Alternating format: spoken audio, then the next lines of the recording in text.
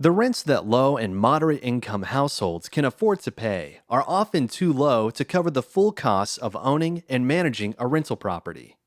This gap between the funding needed to develop and operate a property and the available revenue needs to be filled for an affordable housing development to be completed successfully. To fill the gap, developers usually need help in the form of a subsidy. The subsidy most often comes from local, state, or the federal government, but it can also come from other sources. The subsidy is usually used to help cover development costs, which reduces the amount the developer needs to borrow. That reduces the monthly costs of operating the development. Developers often assemble many sources of subsidies to help fill the affordable housing funding gap.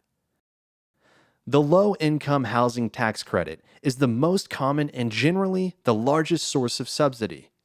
Others include local loan funds, mortgages with below-market interest rates, tax-exempt bonds, federal and state tax credits, federal grants or loans from programs like the Home Investment Partnerships Program, local grants, land donations, contributions from charitable foundations, and deferred developer fees.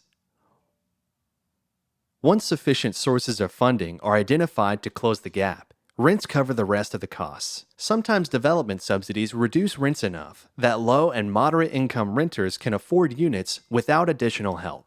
In other cases, tenants may have rent subsidies like housing vouchers that supplement the rent the tenant can afford to pay.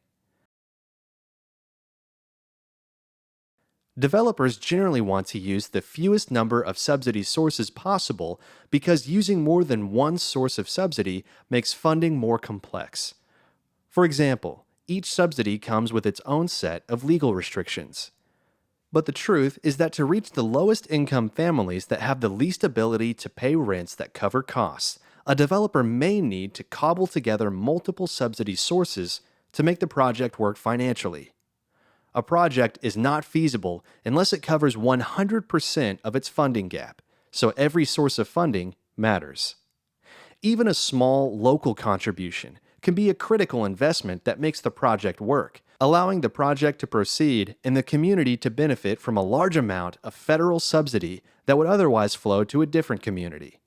To learn about what your community can do to help play this key role in creating affordable housing, visit localhousingsolutions.org.